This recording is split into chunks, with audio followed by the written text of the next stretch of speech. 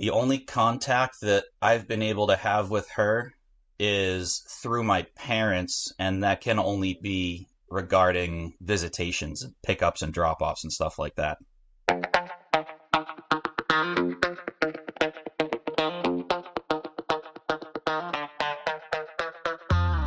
Thank you guys for watching another episode of Daddy Issues. Today we got on Robert, and he's going to tell us a little bit about his story.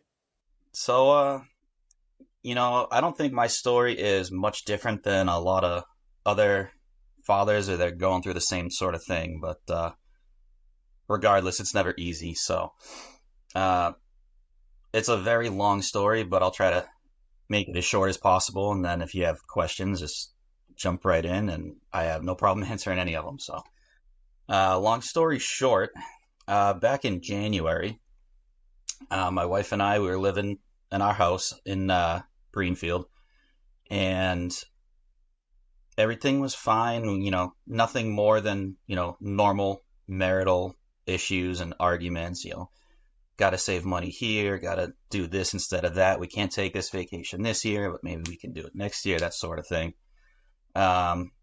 She had a friend come in, I say in quotations, visit the night before everything happened, and made dinner. We were all having fun, joking around, watching movies, talking about our past. I give my wife a kiss goodnight because I got to go to work the next day. I give her a kiss in the morning when I leave for work. I come home from work that same day, and the house is empty. The kids are gone, and No way. yeah, a few days after that, the bank accounts were closed and emptied, and And you can't contact her at all. Like, you just have no contact with her. no, I got served with a restraining order the day after all of that happened. So she got temporary custody of my son, and at the time, she was 4 months pregnant with my daughter, who was just born this past Wednesday. Wow. Were you able to go to the hospital for that, or no, because she has a restraining order? No, so we've had a few court dates since then, and we put proposals in for me to be able to go and do that, but the judge who was presiding over the case hadn't made a decision by the time my daughter was born. So Unbelievable. That pisses me off so much, because you obviously do not get that back. That's fucking crazy. yeah, and this happened back in January. My son's birthday, his first birthday, was in March, and so I missed his first birthday as well. Oh my God. And you really just don't know what led up to this? Has she said anything to you? Like, why she moved out? Hey guys, thank you for checking out this episode of Daddy Issues. Please go on over to patreon.com under Daddy Issues The Truth and help support us, man. Help support the podcast. Help support what we're doing. And me and Mike have a whole nother podcast talking about daddy issues, only on Patreon. We break down some of the episodes that we do here, only on Patreon. So if you guys could help support, man, that'd be awesome. So patreon.com under Daddy Issues The Truth. All right, back to the episode.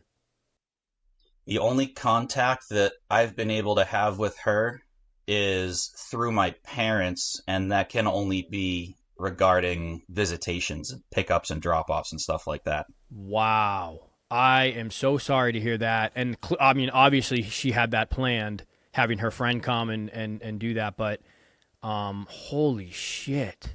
Wow. Yeah, and the more that this unfolds, the more we dig into the legal stuff as far as the divorce goes. It's very evident that she has been planning this for not just a couple of weeks, but it's been a months-long plan that's starting to unfold and crumble around her. The foundation she's been standing on for the last 6 months is starting to crumble underneath her. So yeah, and to sit there and act like everything's cool, and then you come home and like just your whole world's flipped upside down. I mean, that's crazy. Yeah, I mean, the first call, obviously, it was weird when I first got home because nobody was home, and I know at the time, she had to go to work that day, and so it was weird that she was out of the house, but I was thinking, maybe she just went to the store really quick, and she'll be back, in 5 minutes or whatever. But what really struck me when I knew something was actually wrong was I didn't hear the dog running around the house. I didn't hear his nails on the hardwood floor because she would have never taken the dog just to go grocery shopping. Yep. So as soon as I didn't hear the dog, it took like 30 seconds, and I was like, there is there's not a living soul in this house, so something's wrong. And then I went from, room to room checking things, and her closet was empty. My son's closet was empty. All of his toys were gone, and, you know, so, and it was right after Christmas, so I think the plan, unfortunately, was get all the presents from everybody and then grab everything and leave. So, That's crazy. Well, where is she living now? she is with her mother in her mother's house in a different state. I don't want to get too into the details about that, but she went across state lines with my son and took him to her mother's house. So what we've had to be doing now is driving from. I had to move out of my house into my parents' house now because she got domain over the house, and she hadn't been back there since the day that she got that. So the house has just been sitting vacant for the last 6 months. But she has the right to the house, even though she left. Yep. Not financially wise, Yeah. but in terms of like physically being able to go back there whenever she wants. Yeah. That's crazy. Yeah. Wow. And I have to do the whole civil standby with the police if I want to go back and get stuff out of the house, which took me over a month to do because I called over and over and over, at least once a week, twice a week sometimes. And the police department, whoever I had called to request it, told me every single time, we can't get in contact with her. She has to give the okay. And her phone's not even going to voicemail. It's just continuously ringing over and over and over. So she's deactivated her voicemail, Yeah. and she's not returning the phone calls. And the only time I was able to get back into the house for the first time is through the lawyers when she said that she wanted to have the house sold and doesn't know why the house hasn't been sold yet. It's like, because I haven't gotten any of my shit out of the house. So Man. I'm not gonna put my house on the market with all my stuff still inside. Yeah. But so is the mortgage paid for? Or are you still paying the mortgage living at your mother's house? So she put the house into a forbearance. Okay. So the mortgage hasn't been getting paid. There's like $23,000 in past due mortgage payments, but it's not being penalized right now because it's in the forbearance. So they're not technically missed payments. They're just accumulating. Yep. So we're in the process of getting the house on the market, but we'll be more than lucky if we get to break even on this house at this point. Damn. So what did she say you did when she filed for a restraining order? she said some pretty serious things, but the biggest one was she told the police that I pointed a gun at her and threatened to shoot her 8 months prior when we were still living at my parents' house before we bought our current house that we were living in. So I think that was the primary, like, Yeah. oh, this is a bad situation. We need to approve this right away. And then what was really kind of messed up was we went through the hearing for the judge to make the decision on the final order, and she walked in with no attorney. She had no evidence. All she had was her handwritten statement that she had already written. Yep. And the judge found her to be more credible than me, even though I had an attorney. So this happened I got blindsided with this on a Friday. I had retained a lawyer by Monday afternoon. And I filed for the expedited hearing because the original date was set for like 6 weeks out, and I wasn't going to not see my son for 6 weeks. Yeah. So I got the hearing date within 5 days. She had no attorney, and her excuse for having no attorney was she was caught off guard by the expedited hearing. So she didn't have time to get a lawyer. Yeah, except for the fact that she's been planning this for fucking months now. Right. Yeah. I call that poor planning on her part. That is unreal. But she walked in there with a handwritten statement that she had already written with no evidence to support it. and the judge found her to be more credible than me, even though I had text messages and social media posts that refuted everything that she was accusing me of. See, that's what I don't understand is when you do go into court and you have evidence and you're literally showing like, no, this is not what's happening at all. And she Right. has zero evidence. Right. She's just saying what she thinks happened. And I mean, Yeah. it's so frustrating because not you're Yep. spending money too on like this bullshit. And it's Yep. just like, 100%. oh, and then the process, they drag the process out. You have a couple court dates, and like, just Yep. like you said earlier, you couldn't see your newborn be born because the court wasn't fast enough. Yep. And she's even with my son, she's changed his PCP from one doctor to another and hasn't shared any of that information with us. So I don't know who his doctor is. I don't know if he has any allergies.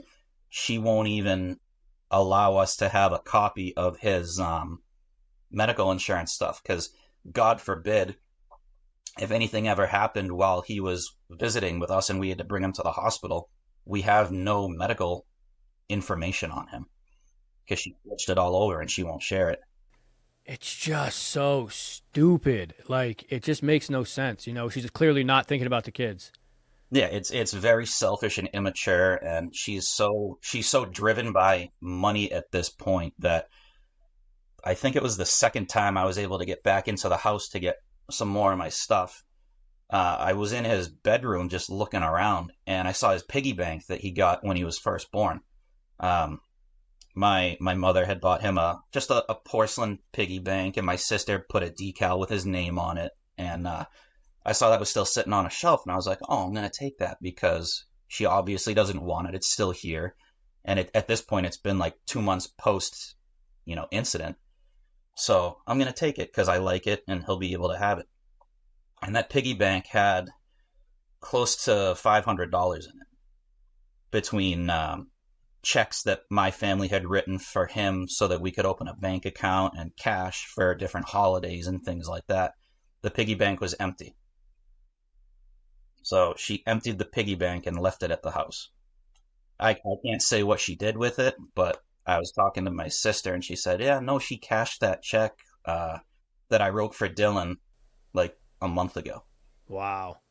Are you paying child support? Not yet, and that's only because the judge hasn't made a decision yet. I know it's coming, Yeah.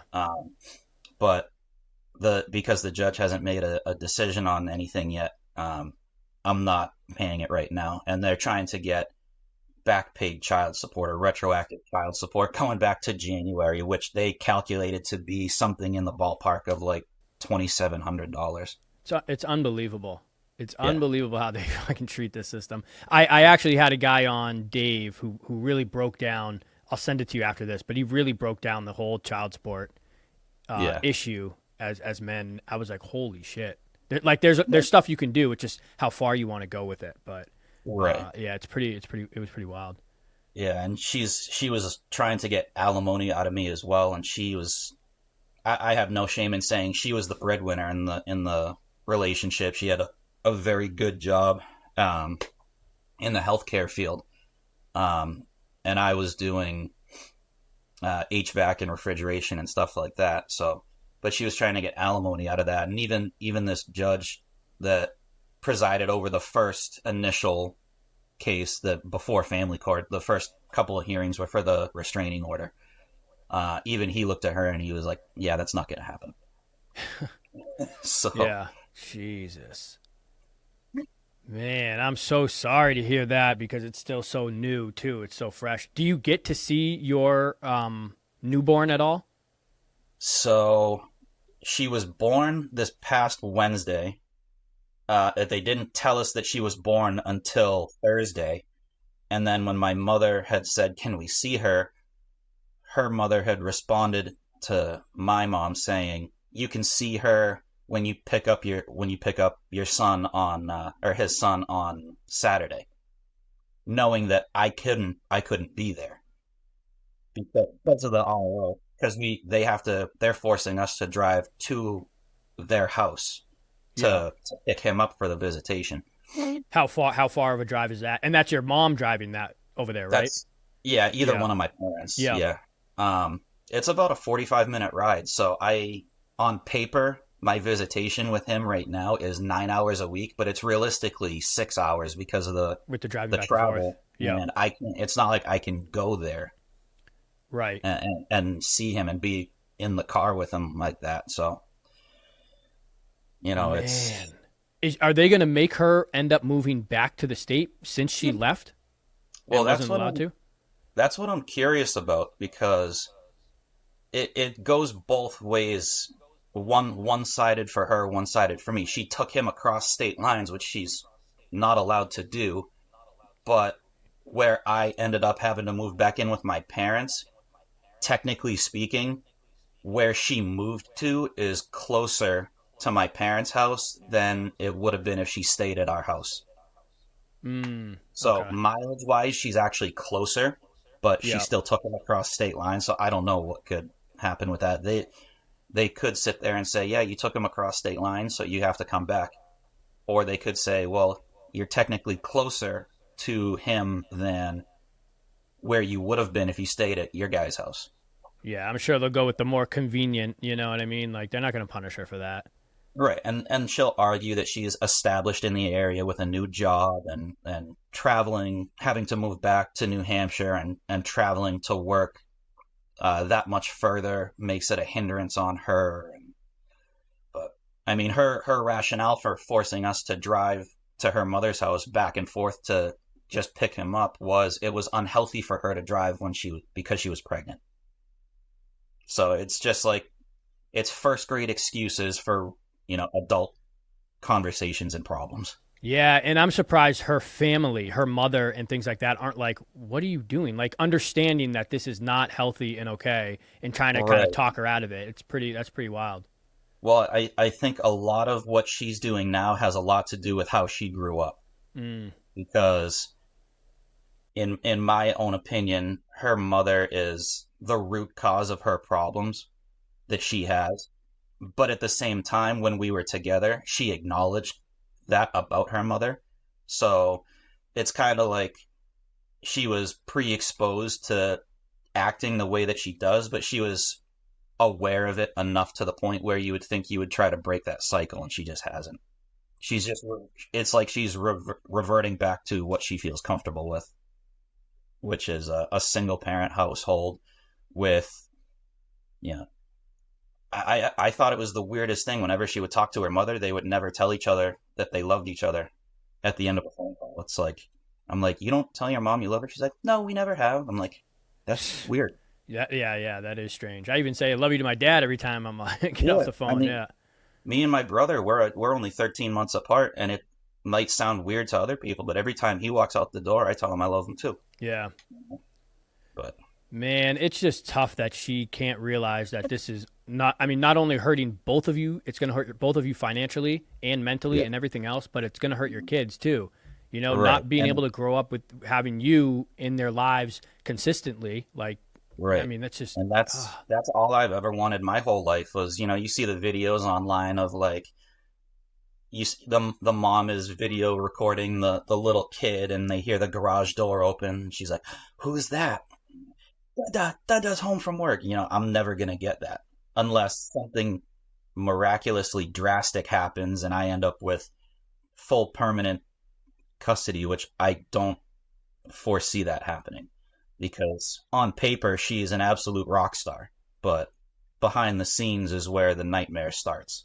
And it sucks too because you same as me. Like you have all this evidence, you bring it into court, you're sitting there like, there's no way they can look past this. Like this literally proves everything, and then they look past it, and you're just like, what just Yeah, happened? we walked out of that first hearing with the mountain of evidence that we had to dispute every single claim that she made, and we walked out of there like, this is awesome. This Right. restraining order, it's going to get dropped. I'm going to be able to move on with my life. I lost my job because of this whole thing. I'm going to be able to, I'm not going to have this on a Corey check if they run a background, and I'm going to have a job like that. Yeah. And, we got the decision later that day that, he awarded the final order for the whole year. And I'm just like, Pissed. Oh what are my you god. talking about? Yeah. Yeah. Like, what else did I need to show you? You know what I Yeah. mean? Like, it's just that is wild. And Yeah, sorry. The tough thing too is like you have a newborn, so I'm sure she's going to use the excuse of, she needs to be with the mother, I need to breastfeed him, and blah, blah, blah. So you're not going to be able to see her for God knows how long. Well, I did get to see her yesterday for an hour. And the only reason I got to do that, I think, is so she's since retained a lawyer, and but I think they're in major damage control because on 3 consecutive weekends when I went to go, or when my parents went to go pick him up for our visitation, they started playing games saying, you have to pull into the driveway or we're not going to bring him out to the car. And she lives on her mother's house is on a very nice, quiet street, like a secluded neighborhood. There's no traffic. And they were trying to say that being parked in front of the house on the curb was too dangerous of a location for my dad to pull Unbelievable. up. So police got called. They said that their neighborhood, as far as like the through traffic is concerned, is one of the safest in the entire city. So you're well within your safety concerns to be parked out front. And it was because they had a Ring doorbell camera on their front door. And my dad wanted to be in view of a camera because they were making allegations against him that he was being verbally abusive towards them during pickup, and there's no evidence in the driveway. There's no camera in the driveway. Yep. So he was like, all right, you're going to make these claims. I'm going to park out front in front of a camera to protect myself. And they didn't like that, so much so to the point where they started parking their own cars in front of the house so that he couldn't pull up. So he wouldn't pull in the driveway. He pulled past the driveway one spot on the street. But they had no problem bringing my son out at that point. They just didn't want him in front of a camera. Yeah. It's so crazy how deep it really goes when you like start breaking it all down. And it's just, I mean, to me, I think it's child abuse. I mean, she should, playing these stupid games and doing what she's doing to me is like, she shouldn't have the kids. I mean, it's so crazy that this happens and they just award the mother all this time with the children. Yeah. And on top of that, they like, along with playing those games, she would come out, my wife would come out, see her neighbors outside, like raking the yard or just standing in the driveway or whatever. And she would start screaming at my father, calling him a wife beater and a child abuser because so they see it. So, because out of context, they don't know what's going on, but he's being accused of this, and it's like, it's almost like her second full-time job is being a professional victim at this point. So it's not a laughing matter, but at a certain point, it's comical. Bro, of course, yeah, it's frustrating, but yeah, you're like, what did she do today? Right. Man, well, that sucks. I'm sorry, and good for your parents for having to go through that with you. Yeah, that's awesome. To this date, they've driven the equivalent of New Hampshire to Miami, Florida, and back just in visitation. Yeah, unbelievable. So, not that I don't think anything would come of this, but we've been saving gas receipts and things like that just in case there can be some sort of reimbursement, which I'm very skeptical that it would happen, but it's a possibility. So I'm sure they won't do anything about it, but you're right to save all that stuff. I mean, even if it shows clearly you guys are trying, clearly you guys are doing whatever it takes, I would save and document everything. And you're still in the beginning stages. Mm-hmm. I had to go back through all my stuff and from text message, emails, and all that, but like, that is the biggest thing is like save everything and just document, keep it organized for your attorney. Yep. And that's exactly what I did when this whole thing started. I went back through text messages going as far back as my phone had conversation saved, and I screenshot. It took me like 4 hours, but I screenshotted every single text message, scrolled down a little bit, took a screenshot, made sure that date was on there. Absolutely. Yep. They'll ask that. And so I have like something in the ballpark of like 400 screenshots of text messages and social media posts, and just to prove that, because she was alleging ongoing, escalating verbal, physical, and emotional abuse going back to 2021. Yeah. Oh So, my God. you know, I it it should be common sense to people, but if that's being alleged, then why did you stay with me for as long as you did? But not only stay with me, why would you hit all these major milestone life events, getting pregnant with a child, buying a house with me, and then actively getting pregnant again? Like, you don't hit those milestones with somebody that's like that. And through her actions, she's shown that she's not afraid. She's playing this I'm afraid of him mentality, but the text messages of her calling me a stupid asshole, a piece of shit, a fucking cunt, telling me, I hope you go kill yourself, I hope you die. You're a fucking loser because I make more money than you. You're not even the breadwinner in your own family. Like, I have all that documented, and my Yep. attorney read those text messages verbatim out loud in court, and I couldn't see, but my mother was sitting in court, and she said that my wife looked so uncomfortable sitting there, like, because she's like, it's like your foundation of being a victim is crumbling underneath you because it clearly shows that you were not afraid of me. Um, you were pretty much doing exactly what you accused me of doing. It's It's just but hopefully the courts see that. Like that's the most frustrating part. It's like obviously it didn't happen once for you, when you right. brought in all the evidence. So it's just like it's just so like And something needs to change in yeah, the and that's system. what I was concerned about, like going in, like after that happened. We had all that evidence, and it really didn't mean anything. Now we go in, we have so much evidence still, and it's like, well, I should feel like this is a slam dunk, but Right. is it really gonna be? Because it's already happened once, like you said. Yeah. So, but the one thing that did happen was because of the allegation she made about the firearm, me pointing a gun at her, which was 8 months prior, and she just held on to that for 8 months to use it at the opportune moment, which was completely fabricated and made up in the first place. But state police had to do a criminal investigation because it's a criminal threatening is a felony. So they did their investigation, and they turned their investigation over to the county prosecutor, and the county prosecutor basically laughed at it and said, "This is the most ridiculous thing I've ever seen. There's no evidence, there's no proof. It's 8 months past what the date was that she's saying it happened, and based on her actions of just picking up and leaving, she could have done that at any point during the last 8 months, and she didn't. So." Yeah. Only if the judge saw it that way.